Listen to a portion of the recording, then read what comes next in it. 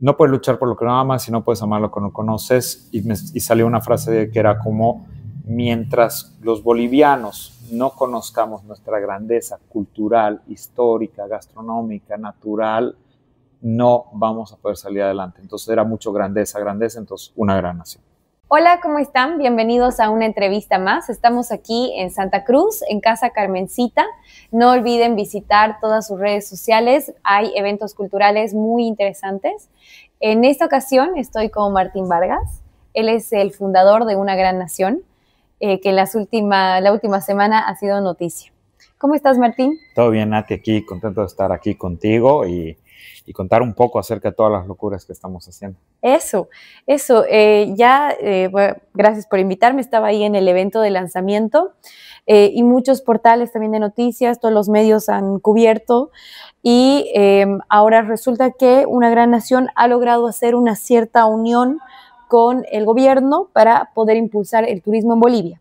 Contanos. Correcto. Lo que nosotros hemos hecho es de que ya veníamos trabajando los últimos 5 años en una hoja de ruta promocional y de acciones diferenciales para promocionar el turismo en Bolivia y también para promocionar el turismo y la cultura a los mismos bolivianos, que conozcamos más sobre nosotros mismos.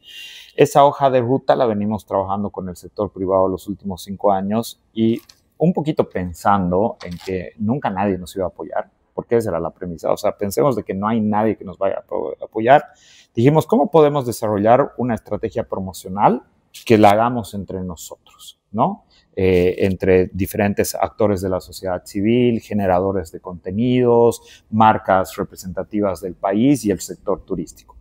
Y sobre esa hoja de ruta, lo que ha sucedido la anterior semana es el gobierno se suma a esa hoja de ruta para que sea una hoja de ruta conjuntas.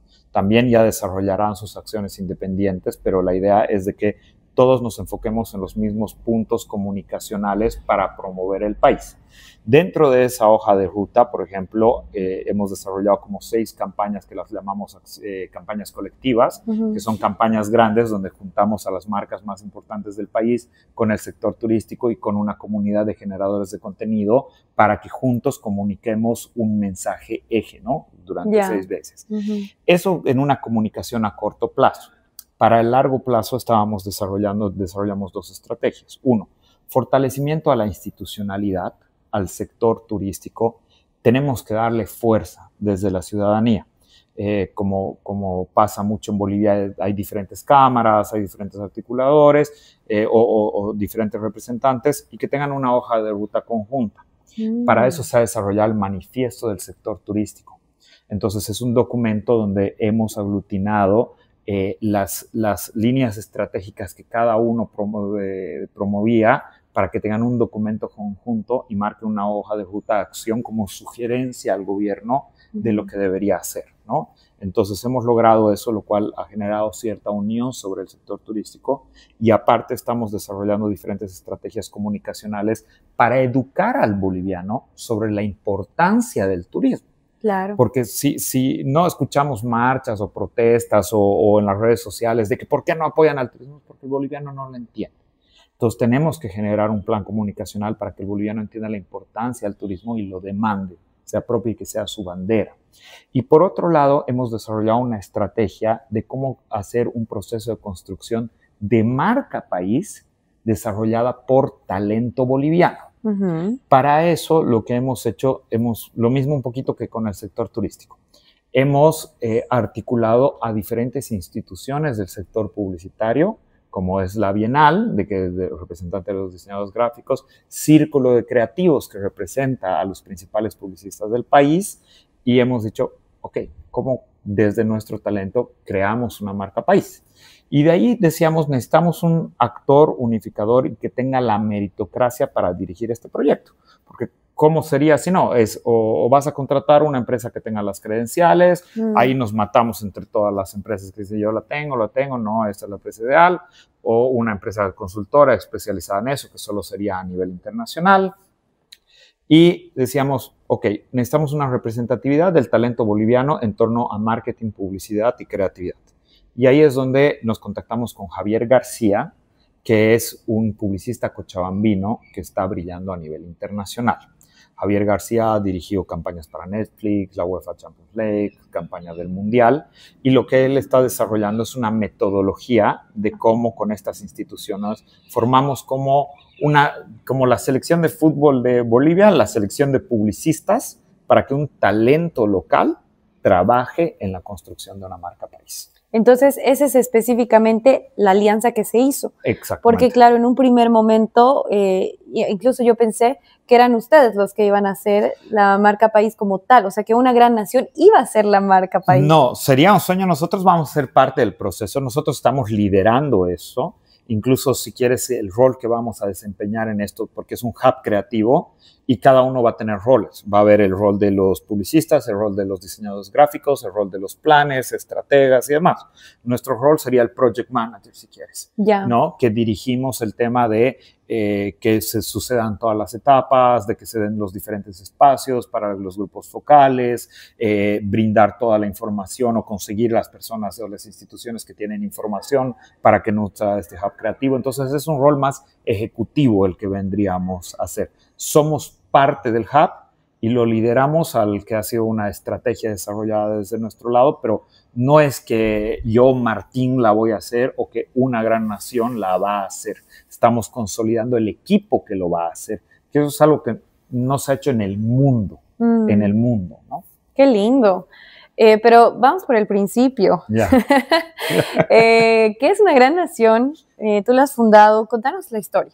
Mira, nosotros hemos empezado hace 5 años. Una gran nación es un programa de incentivo al orgullo boliviano a través de un movimiento colectivo de generadores de contenido incentivado por el sector privado, ¿no?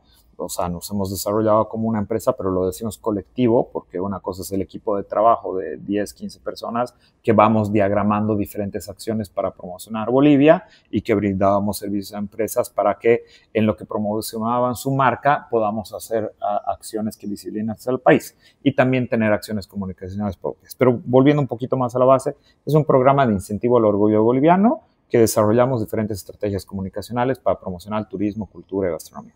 ¿Dónde hemos nacido?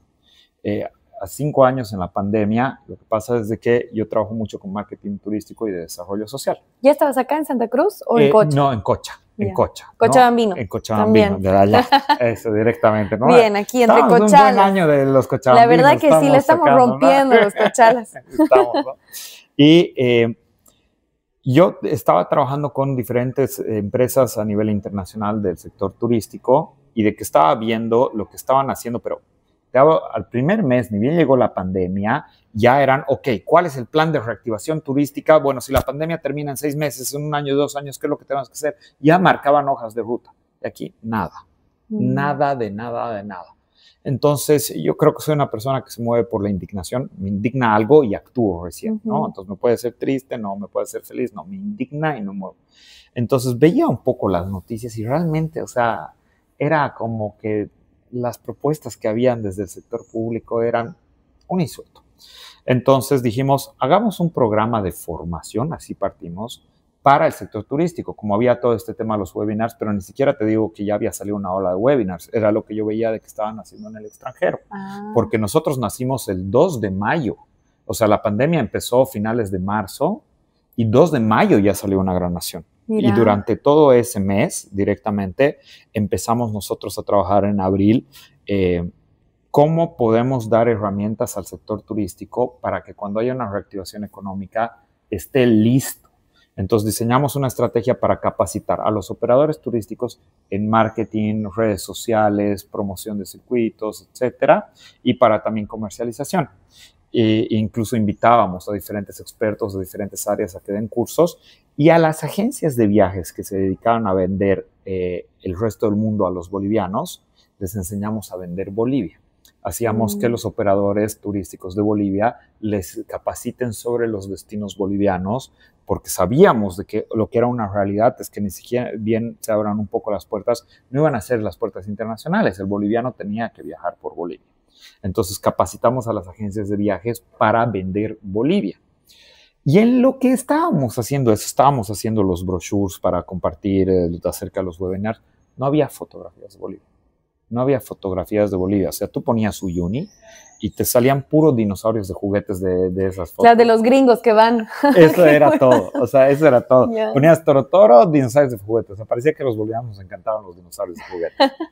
Y lo que hicimos ahí fue, en el calor de los webinars, porque capacitamos a 8,000 personas en 2 semanas. 8,000 personas. Entonces, cada webinar era como 500 personas, 600 personas, y la gente decía, gracias, qué genial, y nada, y en una de esas vino la emoción y que preguntaban, ¿y qué sigue? ¿Qué sigue? Yeah. Y yo, vamos a hacer un video y sacar fotografías profesionales de Bolivia. No tenía idea cómo lo íbamos a hacer, ¿no? Entonces, para los webinars, yo me contacté con el fotógrafo Andrés McLean. Le dije, ¿me puedes regalar unas fotitos? Porque estoy haciendo esto y no tengo fotos lindas para poner. Y me dijo, claro, por supuesto. Y de ahí me contó, oye, me preguntó, ¿qué estás haciendo esto y tal? Y de ahí le dije, mira, salió esta idea de que nos pongamos la misión de hacer un spot de Bolivia para el turismo interno, que el boliviano vea dónde puede viajar.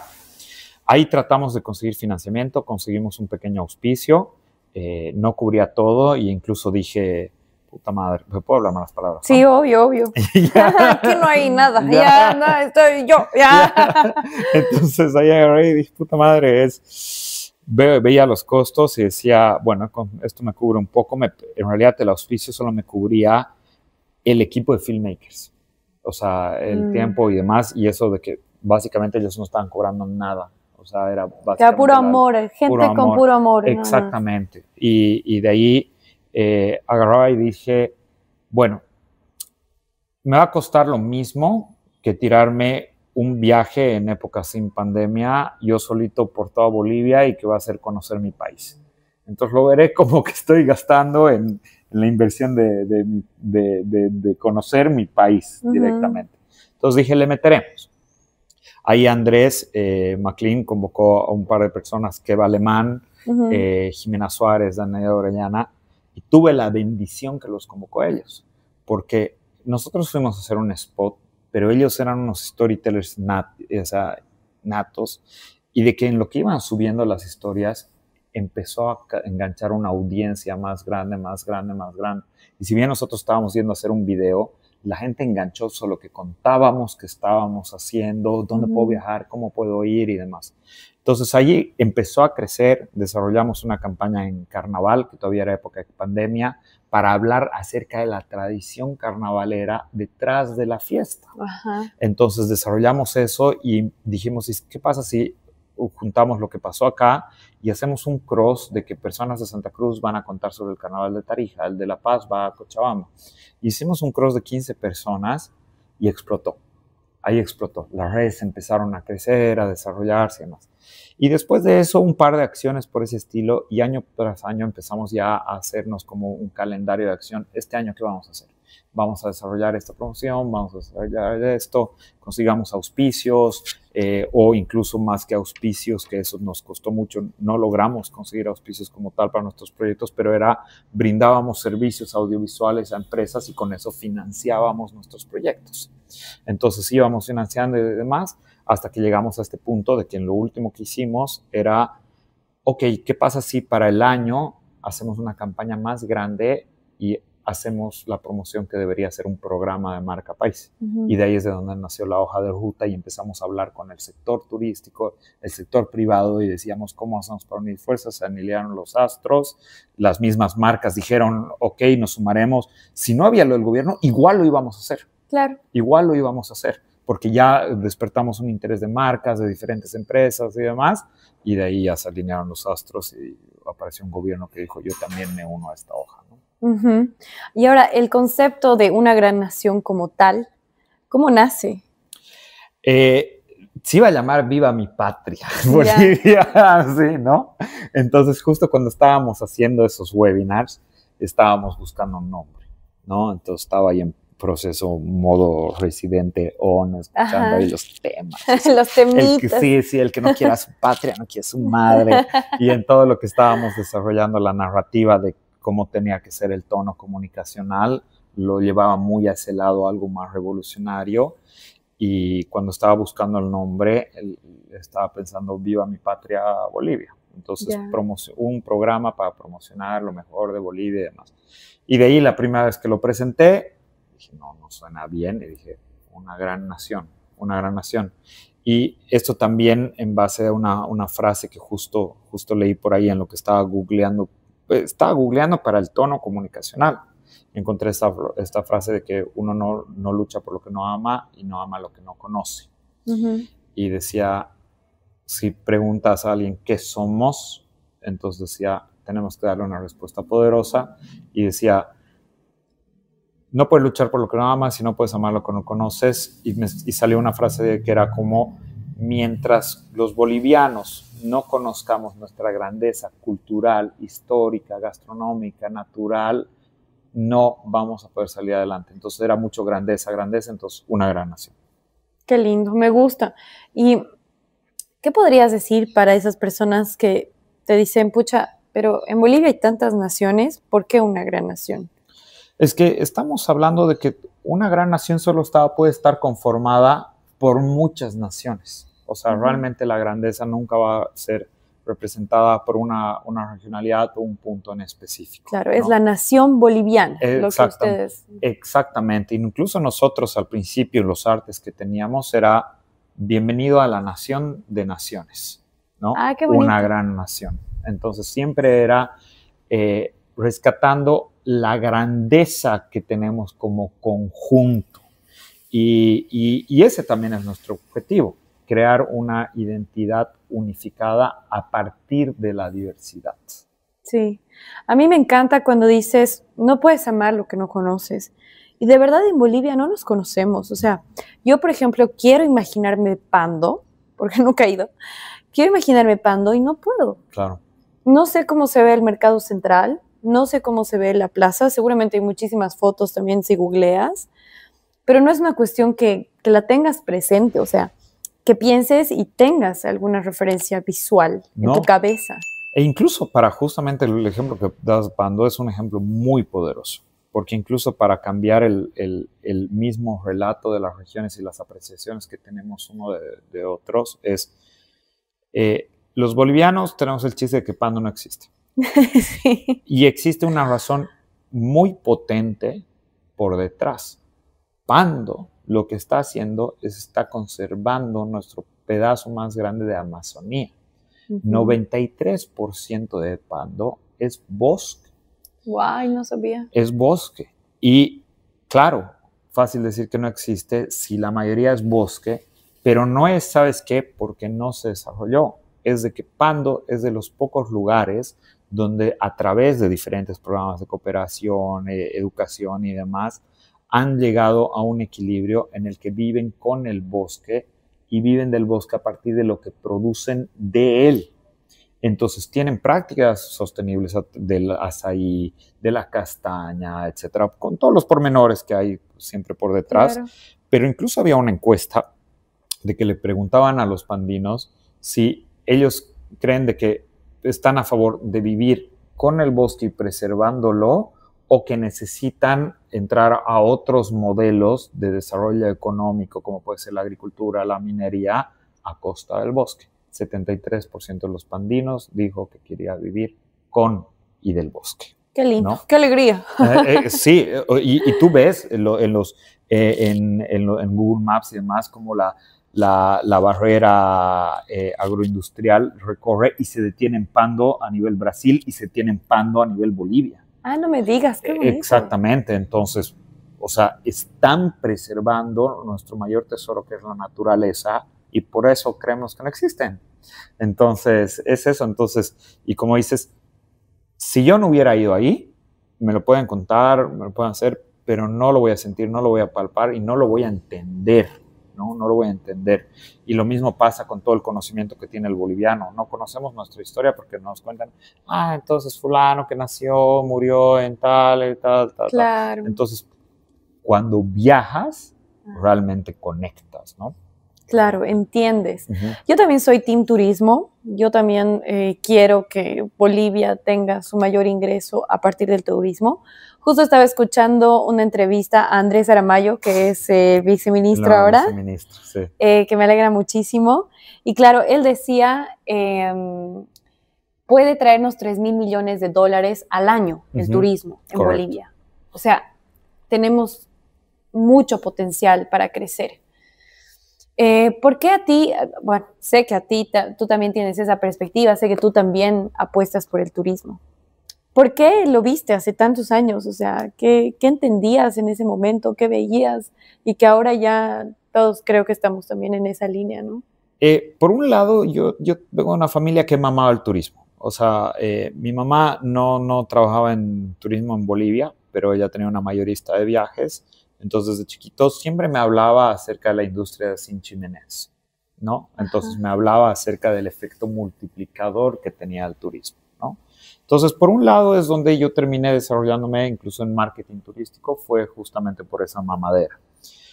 Pero muy aparte de eso, yo siempre era de esas personas de que veía estas películas de tipo Invictus, por decirte, de que Nelson Mandela agarra un discurso, une a un equipo de rugby y logra ser campeones, y eso le ayuda en la cohesión social.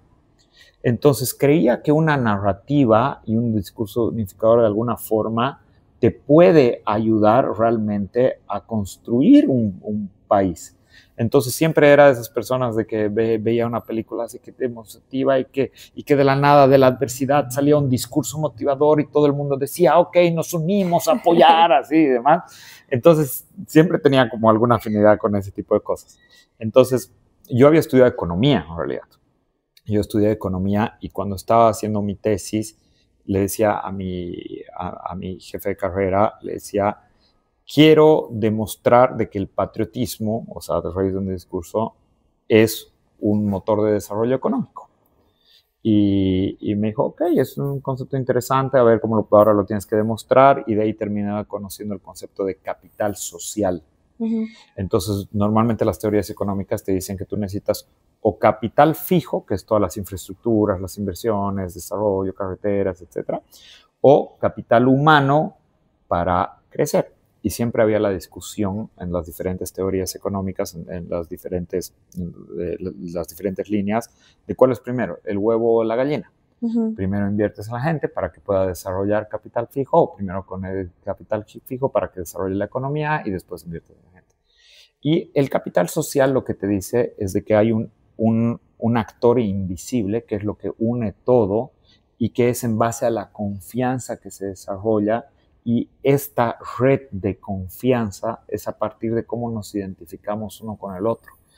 La confianza que yo tengo sobre mí, la confianza que tengo sobre ti, la confianza que tengo en mis instituciones, eso hace que funcione. Y ese es el capital social. Entonces, ahí empecé a profundizar un poco de eso. Y de ahí, cuando me empecé a meter en el marketing turístico y viajar, veía de que el turismo es una herramienta muy fuerte para construir eso. Entonces, porque por decirte, vamos al tema de la división social. Eso también he escuchado en tu discurso y me ha encantado. Me alegro. Ya yo estaba sí, ya, todo sí, ya.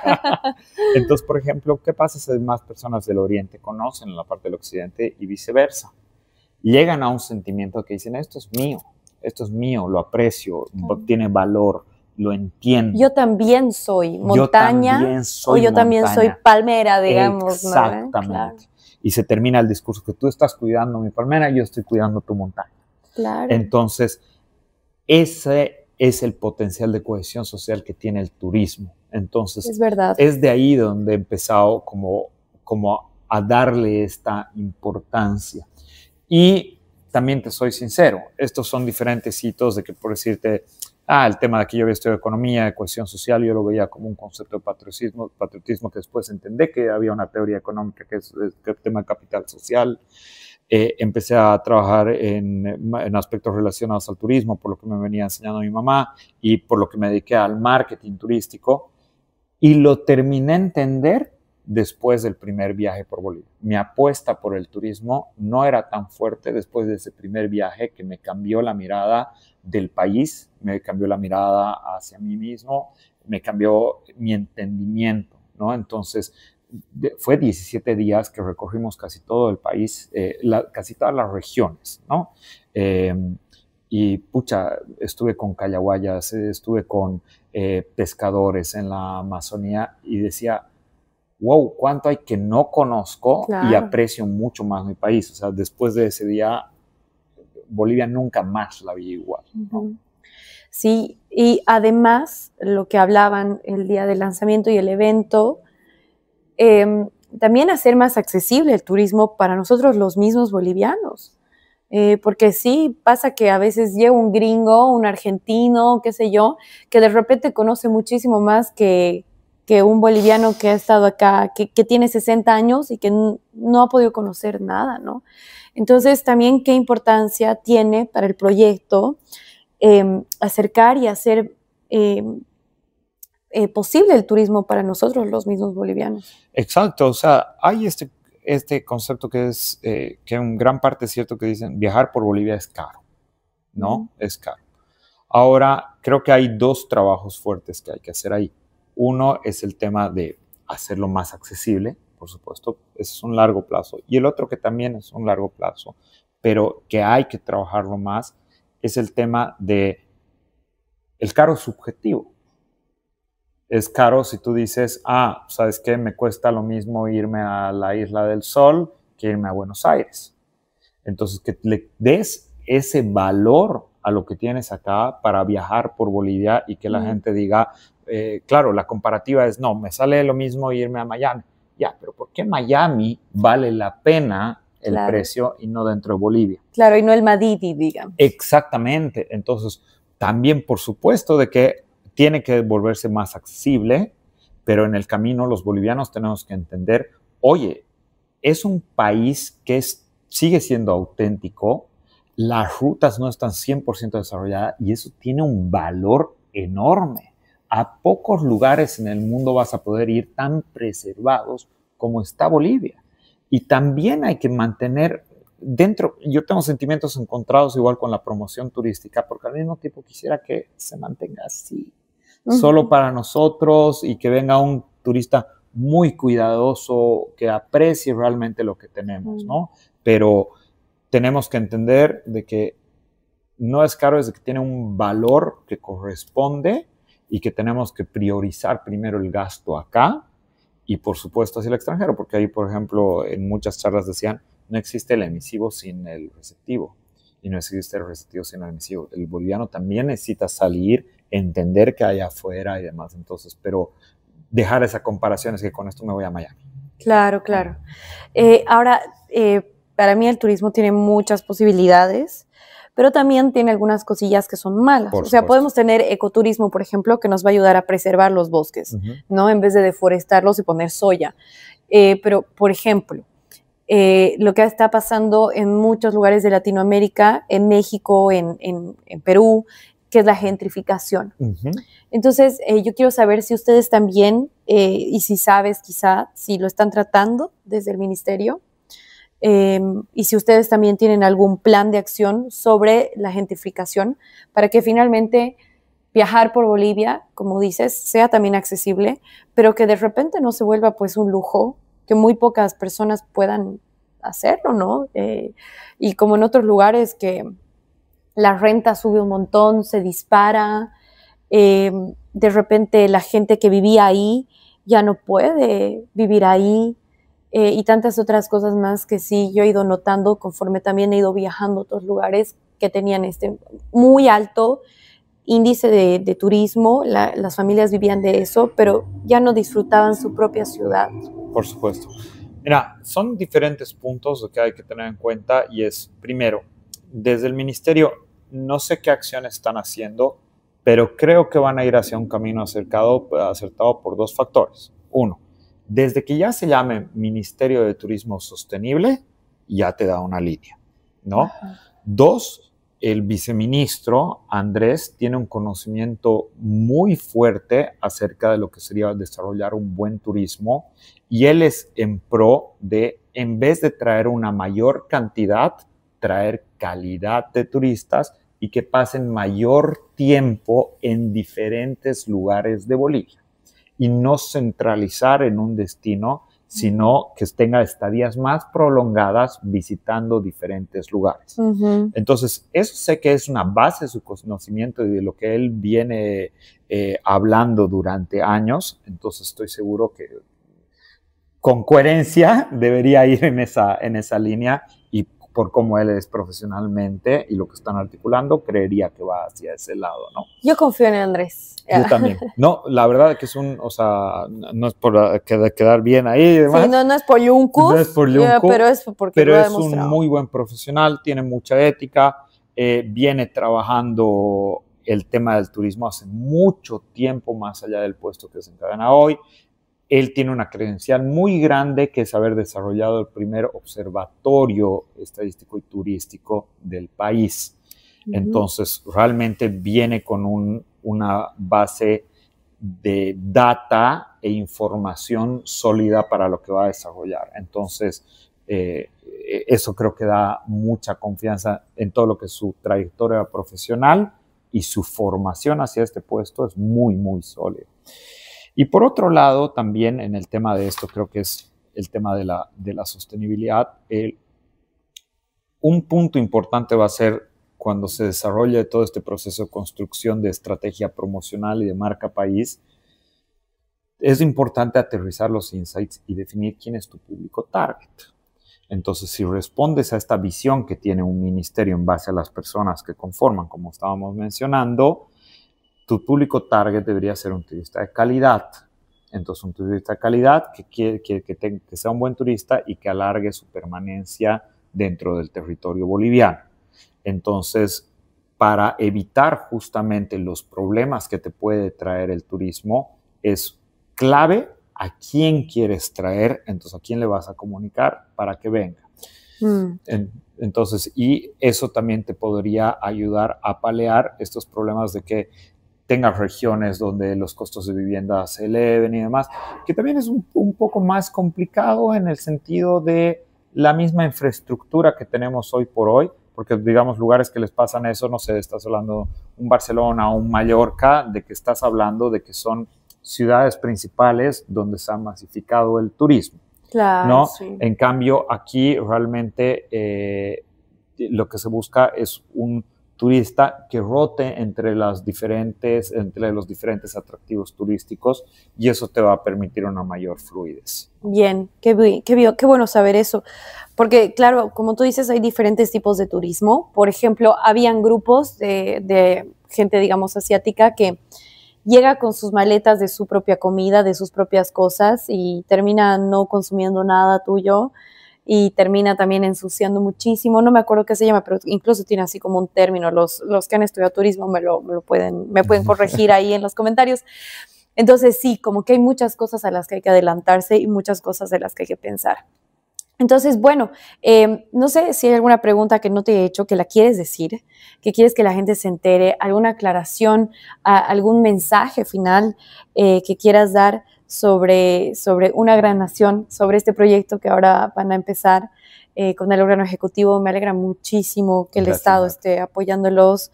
Yo de verdad me puse muy feliz. Yo creo en ti y creo en el equipo.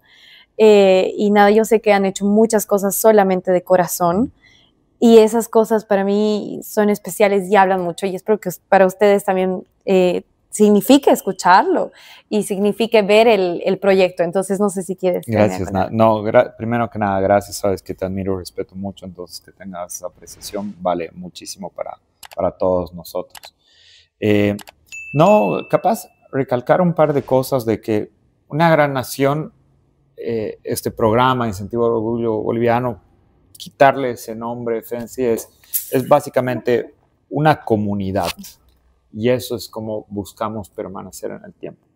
Una comunidad que articula a generadores de contenido, artistas, personas referentes a las cuales nos involucramos en diferentes acciones para mostrar lo mejor de Bolivia.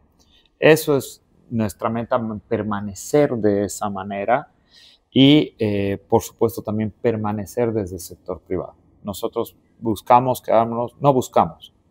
a quedar como una institución desarrollada del sector privado que desarrolla un movimiento, ¿no? Que busca impulsar estas acciones.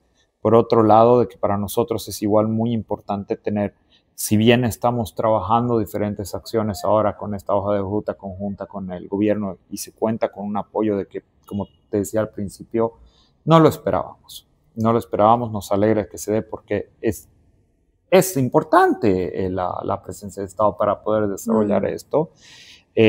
Vamos a seguir marcando hojas de rutas de que sea independiente de qué suceda para seguir desarrollándolas desde nuestro lugar, ¿no? Y un punto importante es igual mencionar el proceso en el que vamos a entrar de construcción de marca país. No es una gran nación lo hace, una gran nación está articulando actores y talentos bolivianos para crear un hub creativo y es un proceso que nunca se ha hecho en el mundo para que los bolivianos más talentosos crean esta marca que nos va a representar a nivel internacional. Qué alegría, qué alegría. Así que ustedes ya saben, estén atentos a Una Gran Nación, si les interesa también trabajar en esto. Quién sabe, algunos están ahí viendo estas otras posibilidades. Te agradezco mucho por tu tiempo. Gracias a ustedes por quedarse hasta aquí. No olviden darle like, no olviden dejar su comentario y no olviden visitar las redes de la Casa Carmencita, que tiene eventos culturales divinos.